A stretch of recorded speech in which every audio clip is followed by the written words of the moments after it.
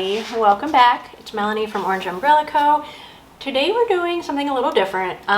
We kind of had a conversation in the Facebook group. If you're not part of it, head on over and join. We have a great time, mostly planner related. Every now and then we have some cat stuff in there too. But anyway, so we had a discussion about storing stickers in that group, and someone requested that I post a video of my storage system. It's overkill. You don't need all these. I love these, and you know, I happen to get a pretty good deal on them, so I have way more than anybody could possibly need.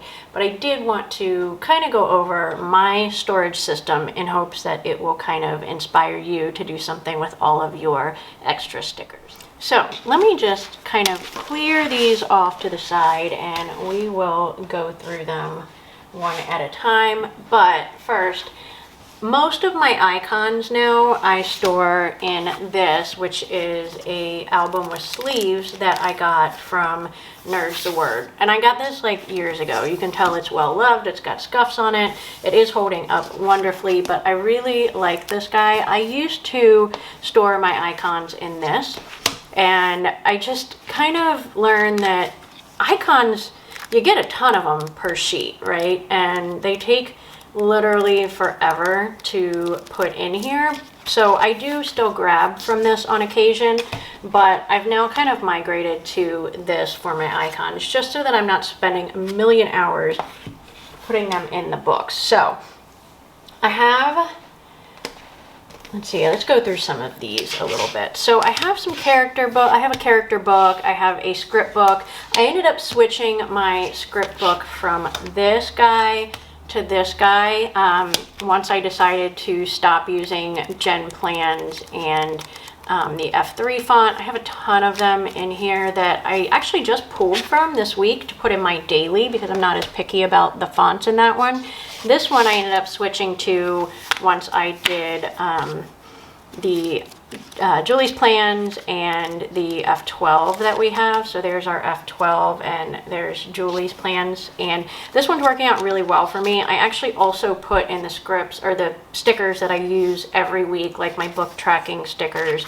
I also have some Monarch plans in here and some little post-it notes in the back because I used to track my stats on those. So I do kind of use this one more than the other script book, and I do like having my scripts in here versus on paper, which, you know, I haven't put these in the book yet, so they just kind of hang out in the back or front where I can get to them easily until needed, which is just fine. I need to spend a day kind of putting all of my stickers away, which you'll kind of see, like, they're not always together. So this is my character book. I do like having, and which is funny because I said the icons, you know, are too much trouble to take off and put in the pages, but I do really enjoy having my little character book be in a reusable album because I can kind of, you know, move them around based on, you know, what I've got going on. So I have, you know, a ton of spaz in the back here, but I think I even have some spaz further up that I could put somewhere in there,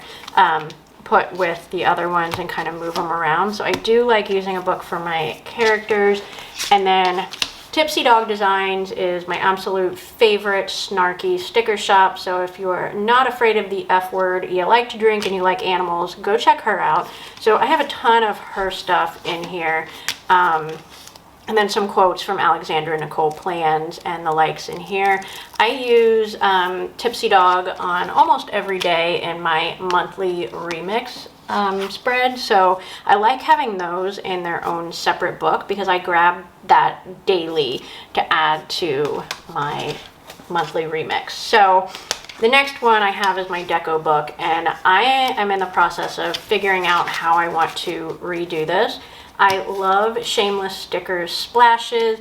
These are Beyond Paper Flowers little glitters, like I forget what she calls them, glitter strokes or whatever, but she also has just some really cute brush strokes that I need to get in here. But I wasn't very well thought out when I started doing this book, and I didn't leave enough room. So I want to redo this book in a manner like I do my functionals, which I will show you next. And I need to give more space to have, you know, because Then I go into green and brown, and then I go back to black because I ran out of room. So I need to redo this book, and I think I may do one just for splash style stuff and then others for deco that I plan to use again. So that's, you know, a really good setup for that. So the next one we'll go over is my functional setup, which just kind of stemmed this whole conversation. So this cover design was something we used to offer in the shop. We did take it out. We kind of had an issue. I love you guys. You know, it is what it is. But nobody would ever leave the color or the title that they wanted on the album. And it became so labor intensive for Lindsay and I to have to reach out on almost every single order, even though there was like a little drop box in the listing, that it became not profitable for us. I have no problem listing a new set of these that has less personalization so that we can get people to just pick from a selected list. So if having books with titles on them would be helpful for you, let me know and I will kind of revisit how we can do this. So these covers are not available anymore, but we have enough cover options that there's no reason why you couldn't use, you know, this one for your functionals and another one for your deco, etc. And you can even see that before I made my neutrals album, I didn't even, I mean, we had already discontinued these and I did not go back and pull the file to make myself my own cover. But this works just as well too. You can always peel the covers off once you get them. They do come off. You know, don't let them sit for years before you try to rip it, but you can peel them back and just have like a clear cover that kind of just shows what is on the inside of it. But, so let's go through these. So this is my cools functional, my warm functional, and my neutral functional. So I prefer to organize my leftover stickers by color versus, you know, by an appointment label versus a basic label, or a half box versus a quarter box, etc. For me, I'm generally looking for a palette, and I can make most types of stickers work for me. So what I have in this book, this is my warm color book, so I have a section for red, and I start all of the section with like teardrops and dots and squares. That just works for me. It's a great way for me to kind of show where one leaves off. And then I've left blank pages. I just kind of divided this one into 4 sections, just, you know, kind of by looking at the book and saying, okay, that's where I'll start my yellows at, and this is where I'll start my pinks at, etc. So I basically just organize them by color and they get fit in where I have room. These books are wide enough that if you hug the right and left side, you can get 3 of any 1.5 inch wide label across on a book. So it really helps you maximize the space. So I just kind of have, you know, you can see I have a whole mishmatch, whatever. You shut up. Don't judge me.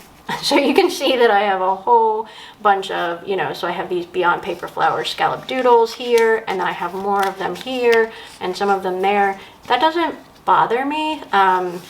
It might bother some other people. You can kind of tweak this system to be what works for you, but I am mainly just scavenging for a specific color, like a, you know, a darker burgundy red or a orangish red, etc. And that's just how I put them down. So then again, we have a couple of blank pages.